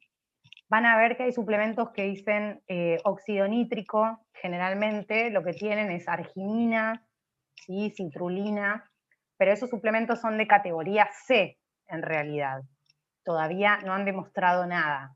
Entonces, este suplemento, al igual que la beta-alanina, antes estaba dentro de lo que es categoría B, pero ahora ya han demostrado que realmente funcionan y han pasado a lo que es categoría A. Por eso todo el tiempo esto que les decía de que los suplementos van rotando, ¿sí? Pueden ir rotando de categoría de acuerdo a la evidencia que se vaya presentando. Y por último, la creatina, ¿sí? También es un suplemento que mejora el rendimiento deportivo, está dentro de lo que sería esta categoría. Entonces, fíjense, la cafeína se utiliza mucho en deportes de resistencia, en algunos deportes intermitentes como rugby o fútbol, y también se lo puede utilizar en los deportes de fuerza. El problema que tenemos con la cafeína en Argentina es que está limitada la dosis que se puede consumir, ¿sí? Pero eso es un tema de Argentina, no un tema, en realidad la cafeína estuvo prohibida por la WADA y el Comité Olímpico hasta el 2004, pero a partir del 2004 es un producto que se puede consumir. El problema es propio del país, ¿sí? Por eso, por ejemplo, cuando Red Bull llegó a Argentina, tuvo que presentar un recurso de amparo para poder tener la cafeína que tenía en su lata, ¿ok? Entonces, generalmente lo que pasa acá es que si yo quiero consumir cafeína, tiene que ser de una fuente natural, como por ejemplo el café o el mate, pero que yo no puedo garantizar determinada dosis, ¿sí? Porque al ser un producto natural, no puedo garantizar que tenga esa cantidad, va a ser siempre un promedio, entre tanto y tanto. Y el problema es que dependiendo del café y la molienda de café y demás, varía muchísimo la cantidad de cafeína, ¿sí? No así tanto, después vamos a ver el jugo de remolacha. Entonces es muy difícil de calcular. Por ejemplo, en España está bárbaro porque te venden unas pastillas que se llaman Durvitam, que tienen 200 miligramos de cafeína, que es más o menos la dosis que se necesita, ¿sí? Entre 3 a 6 miligramos por kilo de peso, una hora antes más o menos de la competencia. O en resistencia, por ejemplo, en maratones, las toman una hora antes, mientras van corriendo, se toma una hora antes de hacer el sprint final, ¿sí? Pero bueno, ese es el gran problema que tenemos. Entonces acá la vas a conseguir o en productos como el café o el mate, o por ejemplo, sí, Red Bull, Monster, las bebidas energizantes, pero van a estar ligadas a hidratos de carbono. O sea que si yo no quiero consumir hidratos de carbono y solo cafeína, ahí tengo un problema. Y por ejemplo, en medicamentos, sí, por ejemplo, la cafeaspirina, pero está ligada a un medicamento, que es justamente la aspirina. Y eso podría llegar a ser contraproducente. Entonces, no es bueno tomar cafeaspirina para aumentar el rendimiento deportivo, claramente que no. Pero en otros lugares del mundo existen, por ejemplo, los chicles con cafeína, que lo usan mucho en triatlón, ¿sí? En la parte de ciclismo, cuando van en la bicicleta, usan mucho el tema de la cafeína en chicle, o también en los geles, ¿sí? Que acá en Argentina hay algunos geles con cafeína, pero la cantidad de cafeína que tienen es muy poquita, entonces es lo mismo que nada. Después también tenemos como suplemento A, y que mejora el rendimiento deportivo, a la creatina. Más que nada se utiliza en deportes intermitentes y lo que es fuerza, no en deportes de resistencia. Por otro lado tenemos la beta-alanina, que es un buffer extracelular, es decir, que actúa atrapando lo que sería el lactato, por decirlo de alguna manera, ¿sí? Y no permite que se acidifique el medio interno. Entonces, más que nada esto se usa en ejercicios de corta duración y mucha intensidad, al igual que el bicarbonato de sodio, ¿sí? Tiene una función muy similar, bicarbonato y beta-alanina. Y el nitrato, ¿sí? Más que nada se usa en deportes de resistencia, aunque también algo en deportes intermitentes. Con el nitrato lo que nos pasa es que, como les dije, el suplemento que está dentro de categoría A es el jugo de remolacha, ¿ok? No la arginina, la citrulina y demás, que también son precursores del óxido nítrico. Es el nitrato alimentario. Y el problema que tenemos acá es que no se vende, la verdad es que no hay ningún suplemento. Entonces yo, por ejemplo, para poder obtener la cantidad de nitrato que necesito para que haga efecto, me tengo que tomar medio litro de jugo de remolacha. Entonces, un día me lo puedo tomar y está todo bien, al otro día me lo puedo tomar y está todo bien, pero después la realidad es que el sabor y todo cansa. Entonces nadie lo puede seguir en el tiempo. En Australia y en Reino Unido existe una marca que se llama Vitit, ¿sí? Que Kipchoge consume sus barras, que tienen un concentrado de jugo de remolacha, entonces en 70 mililitros tienen la misma cantidad concentrada que si yo me tomara medio litro del jugo, ¿sí? Tienen la versión común, que es medio litro, tienen la versión concentrada, que son 70 mililitros, y tienen otra versión que es como una barrita de cereal, pero con el concentrado de remolacha. Entonces la verdad que así sí es más coherente y tiene más onda. Pero si no, tomarse medio litro de jugo de remolacha, les puedo asegurar que es imposible de llevar a cabo en el tiempo. La gente se aburre, se cansa, aparte estás haciendo pis violeta todos los días, ¿sí? No está bueno. Dentro del grupo B, es decir, que son aquellos que no tienen evidencia científica sustancial para recomendar su uso, son suplementos que se encuentran todavía bajo consideración. Como les dije antes, el nitrato y la betalanina estuvieron mucho tiempo en este grupo y a partir del 2018 empezaron a formar parte del grupo de suplementos A, pero tienen interés especial, ¿sí? O beneficios potenciales posibles, por lo tanto se siguen estudiando. Entonces, sí se recomienda que se utilicen, por ejemplo, si yo estoy haciendo un estudio de investigación sobre ese suplemento, o por ejemplo, como un tratamiento clínico controlado por un profesional. Bajo estas formas, para ver si en algún momento podrían llegar a ser considerados suplementos de categoría A.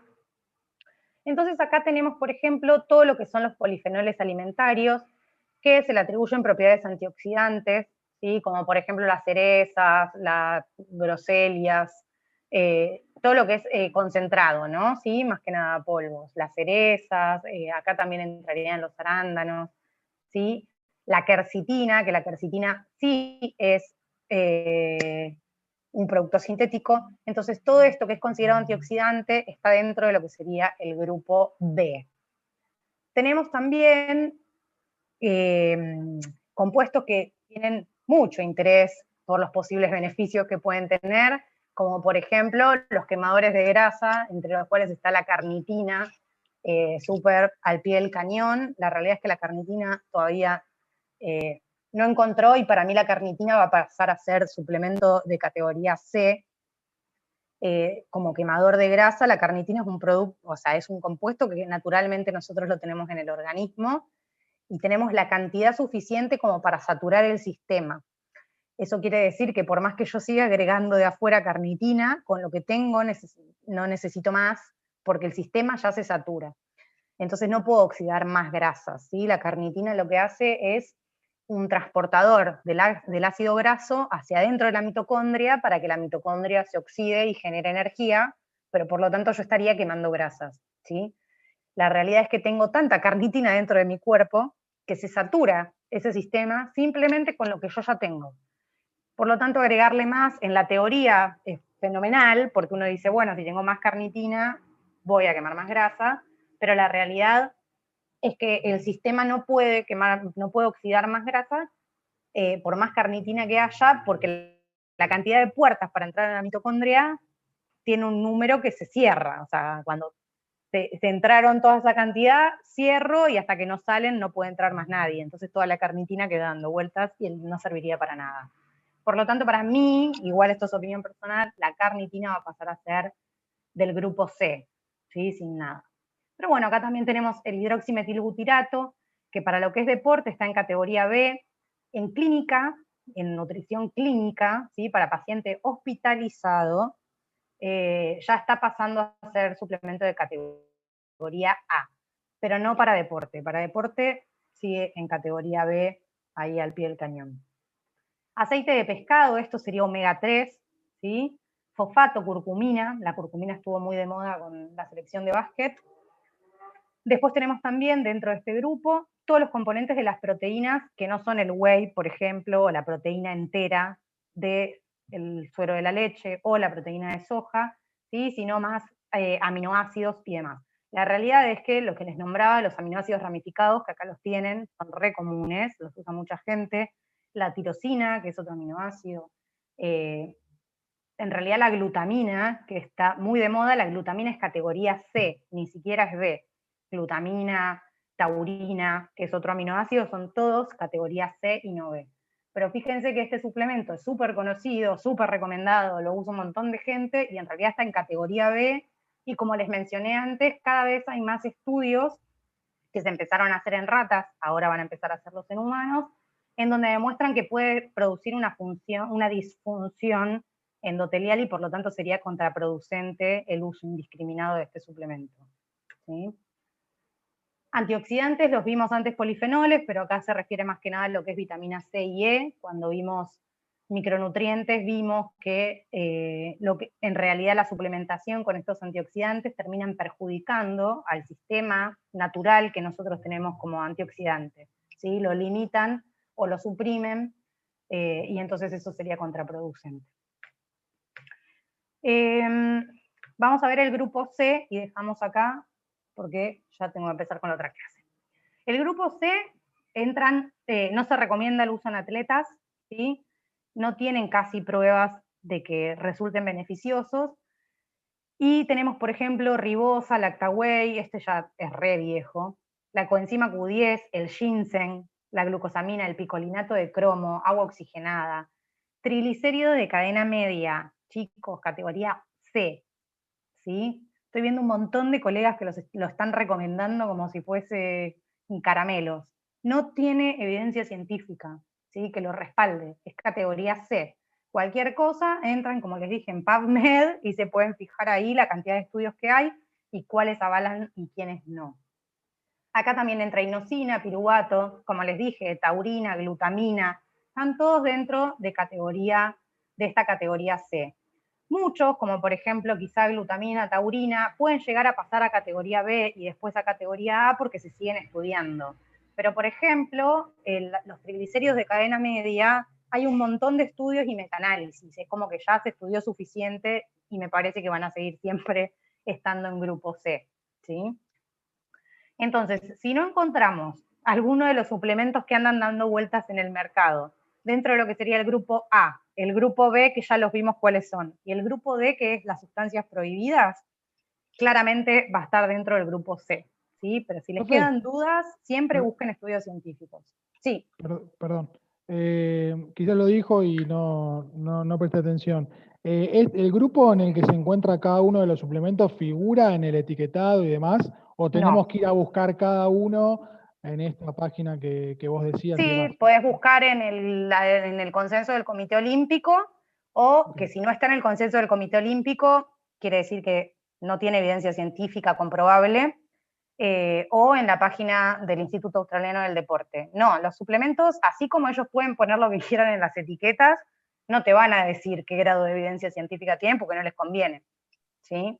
Igual acordate, es fácil, los del grupo A son 5. Creatina, ¿sí? Betalanina, bicarbonato, que en realidad el bicarbonato casi no se usa porque causa muchos problemas gastrointestinales. Bicarbonato, me olvidé del resto. Nitratos, pero a través del jugo de remolacha. Y cafeína. Ahí está. ¿Sí? Pero no hay otros suplementos. Y después lo que tiene más que ver con alimentos. Como por ejemplo, proteína entera, como el whey protein, ¿sí? O la proteína de soja, o la proteína de guisantes, ¿sí? de habas, de arvejas, o por ejemplo hidratos de carbono en todas sus formas, como gel, como gomita, como bebida deportiva, ¿sí? Pero el resto va a ser o categoría B o categoría C o prohibido. Así que no es que son tantos, no son tantos. Bueno, gente, voy a cortar acá porque tengo otra clase ya. Y los veo el jueves que viene, terminamos de ver suplementos, hacemos un repaso porque la última clase tenemos examen, ¿sí? Nos vemos. Dale, perfecto.